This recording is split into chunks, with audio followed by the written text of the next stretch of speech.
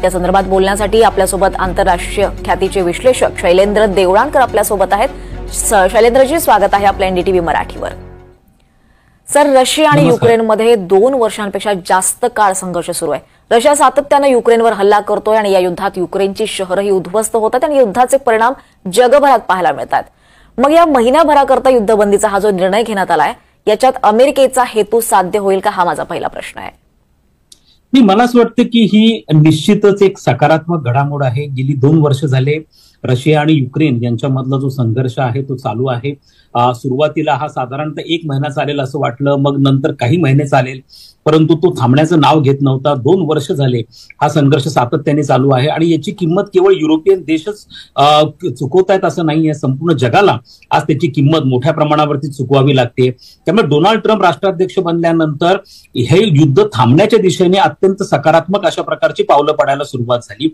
महत्वाचं असं आहे की डोनाल्ड ट्रम्प यांना त्यांची जी ब्रॉडर एम्स आणि उद्दिष्ट आहेत, त्या उद्दिष्टांमधलं पहिलं उद्दिष्ट त्यांचं आहे की त्यांना अमेरिकेचा जो संरक्षण खर्च आहे तो कमी करायचा आहे। आणि तो जर कमी करायचा असेल तर रशिया युक्रेन युद्ध सोडवणं अत्यंत गरजेचं आहे, कारण अमेरिकेचा फार मोठा पैसा हा युक्रेनला लष्करी मदत करण्यावरती जातो आहे।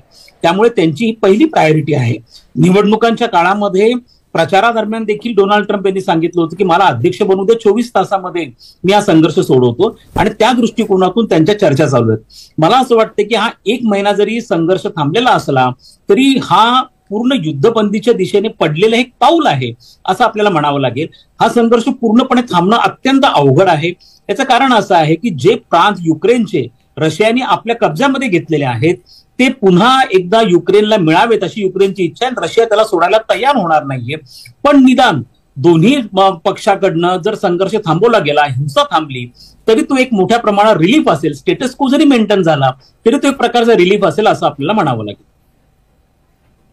नक्कीच सर, पण पुतीन यांचा स्वभाव पाहता त्यांनी ज्या अटी घातल्यात त्या नेमकं काय दर्शवतं, किंवा अटींच्या माध्यमातून पुतीन काय सांगू पाहतायत? ह्या ज्या अटी आहेत या अटी युक्रेनकडनं मान्य होणं अतिशय अवघड आहे। पहिली गोष्ट म्हणजे युक्रेनला देखील एक प्रकारची हमी पाहिजे आहे की यानंतर रशिया त्यांच्यावरती पुन्हा आक्रमण करणार नाही। त्यासाठी अशा प्रकारची एक प्रस्ताव दिला गेलेला आहे की इंग्लंडचे शांती सैनिक हे युक्रेनमध्ये तैनात असतील आणि त्याला युक्रेनने देखील मान्यता दिली आहे। त्यानंतर एक प्रस्ताव असा देखील आहे की भारतासारखा एक न्यूट्रल देश आहे, अशा देशाचे शांती सैनिक देखील आपण त्या ठिकाणी ठेवू शकतो। मात्र नॅटोचे शांती सैनिक ठेवण्यामध्ये रशियाचा विरोध आहे। त्यामुळे एक तर शांती सैनिक काही काळासाठी तिथं तैनात राहतील, हा एक भाग असू शकतो। दुसरं युक्रेनचं म्हणणं असं आहे की जे भाग रशियाने त्यांचे जिंकलेले आहेत ते त्यांनी परत त्यांना द्यावेत, त्यासाठी रशिया तयार होणार नाही। त्यामुळे हा एक अत्यंत महत्वाचा भाग आहे। दुसरं असं आहे की युक्रेनला नॅटोचं सदस्य बनवता कामा नये अशी पहिली मागणी, महत्वाची मागणी ही रशियाकडनं आहे आणि ती मागणी मान्य होण्याची शक्यता आहे। मला असं वाटतं की दोन्ही पक्षाकडनं ज्या प्रकारच्या मागण्या केल्या गेलेल्या आहेत त्या अवास्तव आहेत। त्या निश्चितपणे एकाच बैठकीमध्ये रिझॉल्व्ह होतील असं नाहीये। सौदी अरेबियातल्या रियादमध्ये अमेरिकेचे अधिकारी हे युक्रेन बरोबर बोलत आहेत। पहिली अट अशी आहे की पहिला प्रस्ताव असा आहे की दोन्ही पहिले संघर्ष थांबवला पाहिजे, दोघांनी टेबलवरती एकत्र आलं पाहिजे आणि मग चर्चेतनं याच्यातनं तोडगा काढता येईल। अशा दृष्टिकोनातनं जर टप्प्याटप्प्याने गेलं तर काही काळामध्ये हा संघर्ष सुटण्याची किंवा हा संघर्ष थांबण्याची शक्यता आहे असं आपल्याला म्हणावं लागेल। सर, रशियाने जिंकलेली जमीन त्यांच्याकडेच ठेवली तर युक्रेनला नेमकं काय याच्याने फरक पडणार आहे? मुळात मुद्दा असा आहे की हा जो संघर्ष आहे 2014 पासून चाललेला आहे। पहिल्यांदा रशियाने जे युक्रेनवरती आक्रमण केलेलं होतं हे 2014 मध्ये केलेलं होतं आणि त्यानंतर युक्रेनचा काही भाग हा रशियाने गिळंकृत केलेला होता।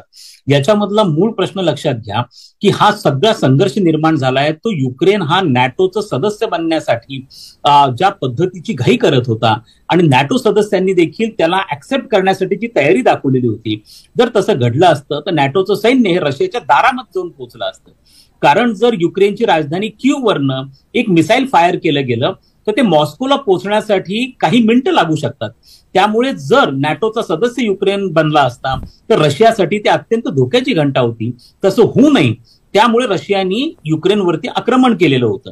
त्यामुळे हा मुद्दा आपल्याला अत्यंत महत्वाचा लक्षात घेणं गरजेचं आहे की जो रशियाला लागून असलेला युक्रेनचा भाग आहे त्याच्यामध्ये रशियन स्पीकिंग पॉप्युलेशन खूप मोठ्या प्रमाणावरती आहे, जे स्लाव पॉप्युलेशन ज्यांना म्हणतात. त्यामुळे रशिया हे भाग दोन्ही द्यायला तयार होणार नाहीये. हा संघर्ष सुटण्याची शक्यता नाही, पण याच्यात प्रॉक्सी वॉर चालू राहील. म्हणजे प्रत्यक्ष संघर्ष जरी नसला तरी अप्रत्यक्षपणे थोड्याफार प्रकारात चकमकी होत राहतील, पण त्या परवडतील. मात्र ज्या पद्धतीचा आता सरळ सरळ संघर्ष चालू आहे तो निश्चितच धोक्याचा आहे असं आपल्याला म्हणावं लागेल. सर, या युद्धात झेलेन्स्की समोर फार पर्याय नाहीत असं तुम्हाला वाटतं का? हे निश्चितच नाहीये. याचं कारण लक्षात घ्या की खुद्द झेलेन्स्कीनी हे मान्य केलेलं आहे की जर त्यांना अमेरिकेची मदत नसली असती तर 24 तासामध्ये अख्खा युक्रेन हा रशियाने गिळंकृत केला असता. केवळ आणि केवळ अमेरिकेच्या मदतीमुळे युक्रेन 2 वर्ष ह्या संघर्षामध्ये टिकलेला आहे. आज अमेरिकेची मोठ्या प्रमाणावरती लष्करी मदत आहे, प्रत्यक्ष मदत आहे. अमेरिकन मिसाईल्स हे युक्रेनकडनं वापरले जात आहेत. एक प्रकारचं न्यूक्लिअर प्रोटेक्शन किंवा शिल्ड ज्याला म्हणतो हे अमेरिकेचं युक्रेनला प्राप्त झालेलं आहे. आणि जर अमेरिकेने याच्यामध्ये लष्करी मदत ही विड्रॉ केली किंवा नाकारली तर कोणत्याही क्षणी युक्रेनचा पूर्ण पराभव होऊ शकतो याची पूर्ण कल्पना ही झेलेन्स्कीला आहे. त्यामुळे झेलेन्स्की या बाबतीमध्ये टर्म्स डिक्टेट करू शकत नाहीये. लक्षात ठेवणं अत्यंत गरजेचं आहे की झेलेन्स्की जेव्हा अमेरिकेच्या भेटीवर गेले होते, ट्रम्प बरोबर त्यांची चर्चा चालली होती, त्यावेळेला त्यांनी हे लक्षात ठेवणं गरजेचं होतं की आपण दुसऱ्याकडे मदत मागायला चाललेलो आहोत. पण त्यांचा जो बॉडी जेस्चर होतं ते अत्यंत अरोगंट होतं अशा पद्धतीने आपल्याला म्हणावं लागेल. आणि त्यामुळे हे लक्षात घेणं की तुम्ही दुसऱ्यांच्या मदतीवरती विसंबून आहात. दुसऱ्यांनी जर मदत नाही केली तर तुम्ही कोणत्या क्षणी संपू शकता, ही तुमची परिस्थिती आहे. असं असताना देखील आता झेलेन्स्की पूर्णपणे रिसिव्हिंग एंडला आहेत. अमेरिका अप्पर हँड आहे आणि त्यामुळे आपल्याला लक्षात ठेवावं लागणार आहे की झेलेन्स्कीला 2 पावलं मागे जावीच लागतील. कारण अमेरिकेची मदत जर विड्रॉ झाली, कारण आज ना उद्या अमेरिका ते 100% करेल. डोनाल्ड ट्रम्प यांना हा वाढीव डिफेन्स खर्च अजिबात नको आहे. त्यामुळे ते निश्चितपणे यामध्ये कट करण्याची शक्यता नाकारता येत नाही. हा ब्रिथिंग स्पेस आहे. काही दिवसांनी अमेरिकन मदत ही पूर्णपणे बंद होऊन जाईल. त्याच्यापूर्वी ही युद्धबंदी होईल असं आपल्याला वाटतं. सर, पुतिन यांचं म्हणणं आहे की या संघर्षाचं मूळ हटवणं गरजेचं आहे, म्हणजे नाटो हटवा असं त्यांना म्हणायचंय का? नाही, लक्षात घ्या, हे बघा, नॅटो ही जी संघटना आहे 1949 पासून हे संघटना जी आहे ती अस्तित्वात आहे. ही शीतयुद्धाच्या काळामध्ये अमेरिकेने पश्चिम युरोपीय देशांमधना प्रोटेक्शन देण्यासाठी तिथं रशियाच्या साम्यवादाचा प्रसार होऊ नये तत्कालीन सोव्हिएत रशियाचा म्हणून नॅटो संघटना ही तयार केली होती. ती शीतयुद्धोत्तर काळामध्ये देखील प्रामुख्याने ती अस्तित्वात आहे. खरं तर ह्या नॅटो संघटनेचं फार महत्वाचं उद्दिष्ट असं होतं की त्यांनी रशियाला विश्वासात घेणं गरजेचं होतं आणि एकूणच युरोपचं रिकन्स्ट्रक्शन करणं गरजेचं होतं. ते न करता या नॅटो संघटनेने आपलं एक्सपान्शन म्हणजे आपला विस्तार सुरू केला आणि पूर्वाश्रमीचे जे सोव्हिएत युनियनचे भाग होते त्यांना आपल्याकडे घ्यायला सुरुवात केली आणि त्यामुळे रशिया असुरक्षित बनला. खरं तर हे नॅटोचं फेल्युअर आहे, नॅटोचं अपयश आहे आणि नॅटोने हा विस्तार करायलाच नको पाहिजे होता. म्हणून पूर्वाश्रमीचे रशियाचे सोव्हिएत रशियाचे जे भाग होते ते हळूहळू नॅटोचे मेंबर्स बनायला लागले आणि त्यामुळे हा संघर्ष चिघळला. आणि जर युक्रेन हा मेंबर बनला असता तर नॅटो ही रशियाच्या दारामध्ये आली असती. त्यामुळे हा संघर्ष जो आहे हा युरोपियन देशांनी, विशेष करून पश्चिम युरोपीय देशांनी हा वाढवलेला आहे. पश्चिम युरोपचं फेल्युअर आहे, नॅटोचं फेल्युअर आहे. त्यांनी रशियाला विश्वासात घेणं टाळलेलं आहे. रशियाला तिने असुरक्षित बनवलेलं आहे आपल्या विस्तारामुळे. त्यामुळे हा प्रॉब्लेम पूर्णपणे युरोपियन देशांनी क्रिएट केलेला प्रॉब्लेम आहे, हा त्यांचा प्रॉब्लेम आहे. मात्र याचे परिणाम आता जगावरती होत आहेत. हा सगळ्यात महत्वाचा भाग आहे, आपण लक्षात घेतला पाहिजे आहे. आज युक्रेन गव्हाचे एक्सपोर्ट करणारा आहे, अल्युमिनियमचे एक्सपोर्ट करणारा आहे, रशिया स्टीलचे एक्सपोर्ट करणारा आहे आणि कुठे ना कुठेतरी ह्या सगळ्यांचा परिणाम हा विकसनशील देशांवरती होतोय, तेलाच्या व्यापारावरती होतोय, तेलाच्या किमतीवरती होतोय. त्यामुळे थांबला पाहिजे असं आपल्याला म्हणावं लागेल. मला असं वाटतं की दोघांनी ऍटिट्यूड किंवा इगो दाखवायला नको. रशियाचे व्लादिमीर पुतीनने देखील 2 पावलं मागे गेले पाहिजे आणि झेलेन्स्कीने देखील 2 पावलं मागे गेले पाहिजे, तरच याच्यातनं कुठेतरी मार्ग निघेल असं मला वाटतं. नक्कीच सर, भारतानंही युद्धविरोधीच भूमिका कायम घेतलेली आहे. पुतीन यांनी मोदींचे सुद्धा आभार मानलेत आजच्या या युद्धबंदीच्या प्रस्तावासाठी. यावर तुम्हाला काय म्हणायचं? हे बघा, भारताची भूमिका या बाबतीमध्ये अत्यंत क्रिस्टल क्लिअर आहे. भारत हा रशियाच्या पक्षामध्ये नाही, भारत हा युक्रेनच्याही पक्षामध्ये नाही, भारत हा शांततेच्या पक्षामध्ये आहे, भारत युद्धबंदीच्या पक्षामध्ये आहे. पंतप्रधान नरेंद्र मोदी हे एकमेव पंतप्रधान असे आहेत की ज्यांनी व्लादिमीर पुतीनला जपानच्या टोकियोमध्ये झालेल्या बैठकी दरम्यान स्पष्टपणे तोंडावर सांगितलेलं होतं की आजचं युग हे युद्धाचं युग नाहीये, हे शांततेचं चर्चेचं युग आहे. आणि G20च्या एका जाहीरनाम्यामध्ये देखील या मोदींच्या वक्तव्याचा समावेश केला गेला होता. आपण लक्षात ठेवणं गरजेचं आहे की भारत हा एकमेव असा देश आहे की ज्याचे रशिया आणि युक्रेन दोघांबरोबर समान संबंध आहेत. पंतप्रधान नरेंद्र मोदी एकमेव असे नेते आहेत की जे रशियाच्या भेटीला गेले आणि त्याच्या पुढच्याच महिन्यामध्ये ते युक्रेनच्या देखील भेटीला गेले. असं तुम्हाला अमेरिकेच्या राष्ट्राध्यक्षांच्या विषयी दिसत नाही, चीनच्या राष्ट्राध्यक्षाविषयी दिसत नाही. हा जगातला एकमेव असा नेता आहे की जो दोन्ही देशांना एकाच वेळेला भेट देऊ शकतो. त्यामुळे भारताच्या बाबतीमध्ये भारताची भूमिका महत्वाची राहणार आहे. जर उद्या अशा स्वरूपाचा प्रस्ताव आला की रशिया नॅटोचं सैन्य हे युक्रेनमध्ये शांती सैनिक म्हणून मान्य करणार नाही, चीनचे मान्य करणार नाही, कदाचित भारताचं सैन्य शांती सैनिक म्हणून युक्रेनमध्ये जाऊ शकतं आणि त्याला रशियाची पण मान्यता मिळू शकते. यापूर्वी देखील व्लादिमीर पुतीन असं म्हणालेले आहे की भारताने जर पुढाकार घेतला तर आम्ही शांती चर्चेसाठी पुढे यायला तयार आहोत. त्यामुळे मला असं वाटतं की भारताने या सगळ्या संघर्षामध्ये अत्यंत उत्तम महत्वाची राजनैतिक भूमिका घेतली आहे. हा संघर्ष सोडवण्यासाठी, शांततेने तोडगा काढण्यासाठी भारताचा नेहमीच पुढाकार राहिलेला आहे. नक्कीच सर, हा जवळपास 3 वर्षाचा संघर्ष राहिलेला आहे. जवळपास या 3 वर्षाच्या संघर्षानंतर नेमकं कोण जिंकतं असं तुम्हाला वाटतंय? मला असं वाटतं की या 3 वर्षाच्या संघर्षानंतर ना रशिया जिंकणार आहे, ना झेलेन्स्की जिंकणार आहे किंवा पुतीन जिंकणार आहे किंवा झेलेन्स्की दोघे जिंकणार नाहीये. जिंकणार आहे ती शांतता जिंकणार आहे, जिंकणार आहे ती चर्चेने तोडगा काढण्याचं तत्व जिंकणार आहे. आणि तेच आजच्या जगामध्ये महत्वाचं आहे. आपल्याला आर्थिक विकास पाहिजे आहे, सामाजिक विकास पाहिजे आहे आणि अशा संघर्षांमधनं कोणाचा फायदा होतो आहे? अख्ख्या युरोपचं त्याचं नुकसान प्रचंड झालंय. रशियाकडनं गॅस आणि नैसर्गिक गॅस आणि तेल हे पूर्ण युरोप हा रशियावरती निर्भर आहे. आता त्यांना भारताकडनं तेल विकत घ्यावं लागतं आहे.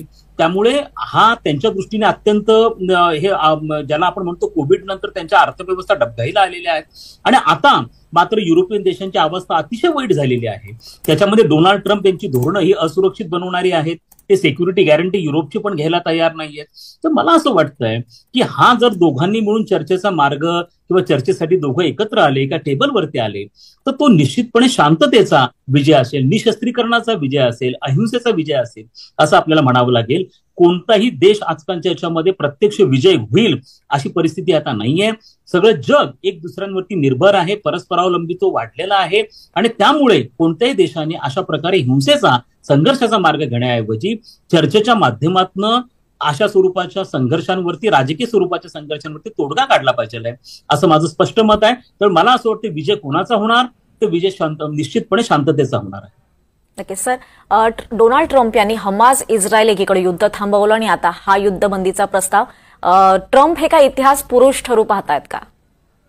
बघा, ट्रम्पच्या बाबतीमध्ये अनेक गैरसमज आहेत. प्रथम तर तुम्ही लक्षात घ्या की जर तुम्ही ट्रम्पच्या धोरणांचा अत्यंत सूक्ष्मपणे, व्यवस्थितपणे अभ्यास केला तर तुम्हाला असं दिसेल की ट्रम्प हे शांततेच्या पक्षामध्ये आहेत, ट्रम्प हे आर्थिक विकासाच्या पक्षामध्ये आहेत. विशेष म्हणजे ट्रम्प यांनी सांगितले की त्यांचा जेव्हा पहिली त्यांची कारकीर्द होती 2016 पासून ते 2020 पर्यंतची, त्या कारकिर्दीमध्ये ना पश्चिम आशियामधला इस्रायल आणि हमास मधला संघर्ष झाला होता. त्या काळामध्ये रशियाने धाडस नव्हतं केलं युक्रेनवरती आक्रमण करण्याचं. त्या काळामध्ये अमेरिकेने आपला जागतिक हस्तक्षेप हा थांबवलेला होता. विशेष म्हणजे आताही डोनाल्ड ट्रम्प यांची तीच भूमिका आहे.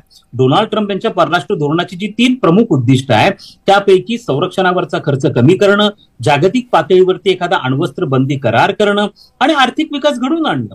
त्यामुळे मला असं वाटतं की डोनाल्ड ट्रम्प यांच्या केवळ त्या वक्तव्यांमुळे किंवा ज्या पद्धतीचं त्यांचं एकूणच वागणं असतं त्याच्याविषयी कदाचित संशय किंवा वादविवाद असू शकतात, पण डोनाल्ड ट्रम्प यांची जी धोरणं आहेत ही प्रामुख्याने जागतिक शांततेच्या दिशेने जाणारे आहेत.